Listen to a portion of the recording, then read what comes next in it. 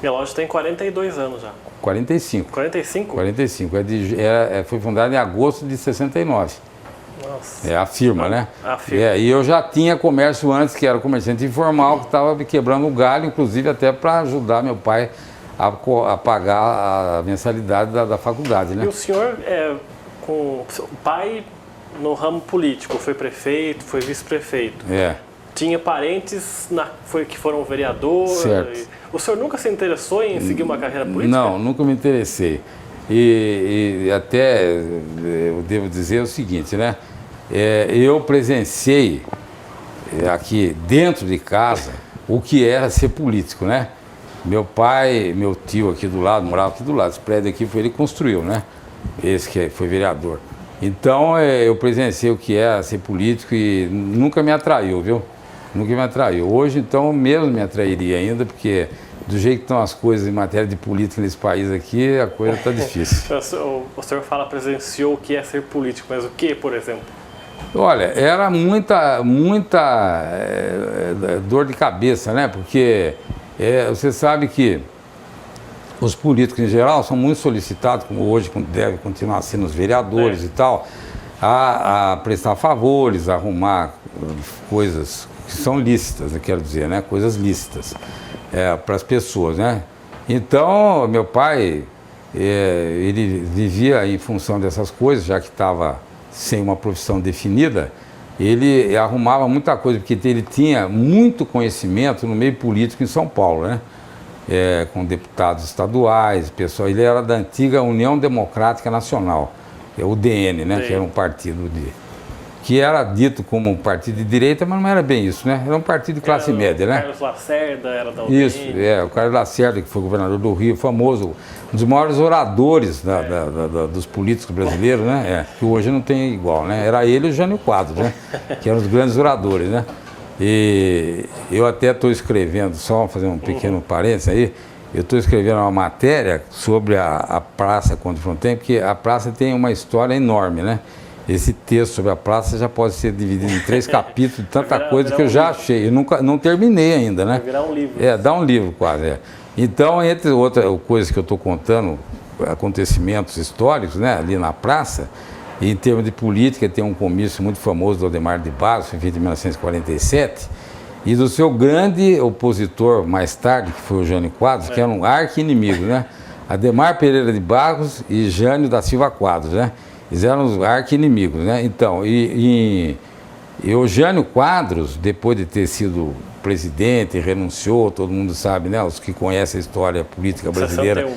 Mais recente, né? Sabe disso, que ele governou 6, 7 meses, em agosto. Em agosto de 61 renunciou. Depois, ele voltou outra vez à política, né? Ele esteve fora do país, esteve na Europa, morou em Londres e tal. Depois ele voltou à atividade política. E ele foi candidato em 1982 em oposição ao Franco Montoro. Governador, né? Governador.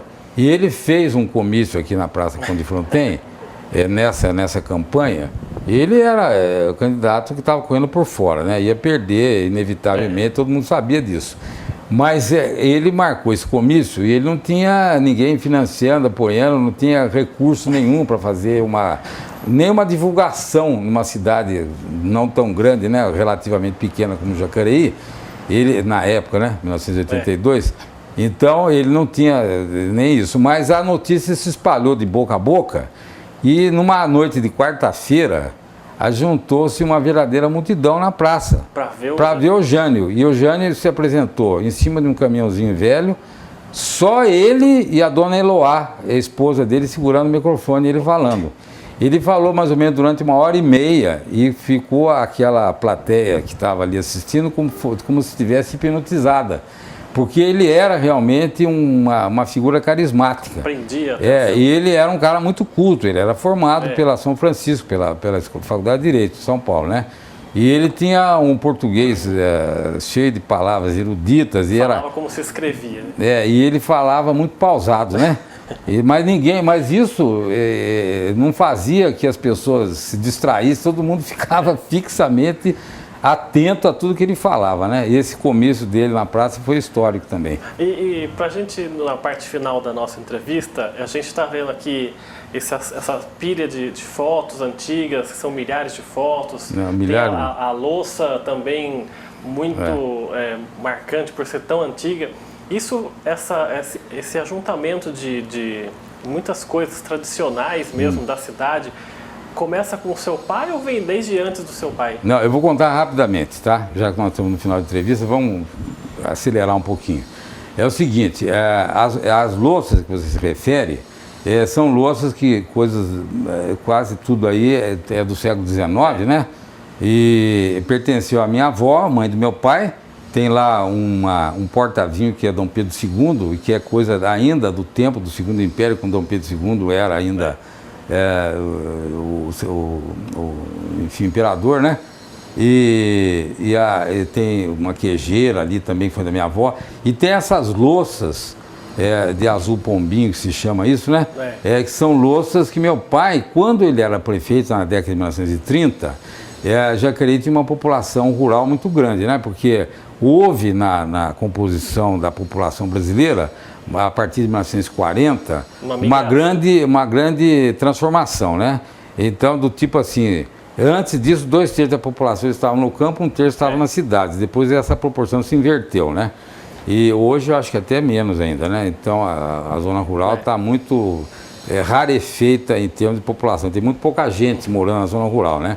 Mas naquela época tem muita gente. Meu pai dava uma atenção, quando era prefeito, dava uma atenção especial à zona rural. Tanto é que até mesmo no seu falecimento, muitos daqueles amigos ou filhos dos amigos da zona rural fizeram questão de comparecer na Santa Casa de Misericórdia, onde ele estava, quando ele faleceu, para prestar ali sua última homenagem, né? Porque ele tinha uma afinidade muito grande com essas pessoas humildes que habitavam a zona rural. Então, na zona rural, ele achou muito dessas louças que já haviam sido trazidas da Europa pelos antigos imigrantes portugueses, né? Dos quais descendiam esses habitantes aí da zona rural de Jacareí, salvo os que eram da raça negra, que esses aí vinham dos escravos, né? Os brancos eram descendentes portugueses. Então, ele achou muitas dessas louças que estão aí compondo essa coleção, que eu conservo aqui na casa dele, e exatamente como ele deixou, né? Como ele gostava, e aí está colocado. Agora, quanto ao acervo de fotografias, é uma outra história. Aí eu sempre gostei de ver fotos de Jacareí antiga, ele tinha algumas, mas ele não tinha grande acervo nesse particular. O que acontece é o seguinte, é que em 1977 havia um álbum de fotografias que deve talvez estar até hoje na Biblioteca Municipal daqui de Jacareí. E era um trabalho de fotografia de Jacareí antigo, referindo-se à década de 1940, 1930, foi feito por uma normalista que doou esse trabalho para a biblioteca. E a minha cunhada, que trabalhava na biblioteca, viu esse trabalho e pediu para retirar e levou para casa para ficar comigo por um tempo, para eu ver aquilo com calma. E dali eu me entusiasmei em procurar com outras pessoas da minha família ou de famílias tradicionais de Jacareí, fotografias antigas. E foi se formando um acervo. E eu, na época, era presidente da Associação Comercial de Jacareí. Então eu comecei em 77, foi um trabalho de quase um ano, nessa busca de fotografias, depois pesquisar os históricos. Aí o antigo diretor, até hoje, né, o Vanderlei, diretor da Câmara, até hoje né? Hoje é o Greco. Mas foi até pouco tempo, né? Até 2008. Então, o Vanderlei, ele, muito meu amigo, ele até me franqueou as máquinas IBM, máquinas elétricas de datilografia, que naquele tempo era a última palavra, né? Não tinha o computador, né? Então, lá foram datilografadas as legendas para compor o histórico dessas fotos, né? Então, essas fotos me foram cedidas por inúmeras pessoas aqui de Jacareí, né? Pessoas da minha família, fora da minha família, outras pessoas aí que eram antigas na cidade, até gente de fora, sabendo que estava daqui, gente aqui que morava fora, veio me trazer fotografia. Então eu juntei tudo isso daí, mandei fazer uma parte com o fotógrafo Valdemir, o Mir Campuzano, uma parte com outro rapaz que tinha aqui também, que era fotógrafo na época, e alguma coisa na Fotótica em São Paulo. Então o arquivo foi feito, ele é todo para ter uma uniformidade visual. Eu tive a seguinte ideia. Eu pedi para um colega meu, que é irmão do ex-prefeito BSL, o Frederico Lencioni, ele tem um jeito muito bom para desenho, e ele reproduziu esse desenho chamado Bico de Pena, de uma fotografia de 1920 e poucos, que estava colocada numa moldura assim, porque a fotografia era uma coisa difícil. As fotografias eram em negativo de vidro, né? E tinha que se ir a São Paulo para comprar o negativo de vidro, que aqui não tinha para vender. Então eu ia muito na Casa Fretem, que é uma casa antiga lá de São Paulo, que vendia esses negativos, né? Que eu acho que eram importados também, né? E essas placas de vidro, né? Então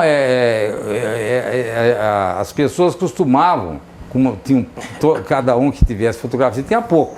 Então costumavam usar cartões assim para colocar essas fotografias. Então me veio a ideia de reproduzir. Então eu mandei fazer numa gráfica um clichê e numa cartonagem, esse cartão aqui, reproduzindo o que havia na época. Daí nós passamos um pó de café aqui para ficar sépia, né? E as fotografias foram para ter uma uniformidade visual para ser apresentada isso ao público. Foram todas feitas nesse formato 18x24. E aí eu fiz a legenda e coloquei embaixo de cada fotografia a legenda explicando o que era. E foi então, primeiramente, esse acervo de mais de 300 fotografias foi exposto aqui no salão da Associação Comercial, da entidade que eu presidia na época, em abril, inaugurado no dia 3 de abril, aniversário da cidade, no dia 3 de abril de 1978. Ali ficou exposto até julho, ficaram 3 meses lá as fotografias expostas, e depois houve assim, caiu no ostracismo, no esquecimento, né, durante um certo tempo. Aí depois de 2 anos, 3 anos, uma pessoa muito conhecida aqui, antigamente Ludmila Muchagata, né, porque o marido dela era Muchagata. Saharovski. Hoje ela tem outro nome, como é que é? Saharovski, né, então.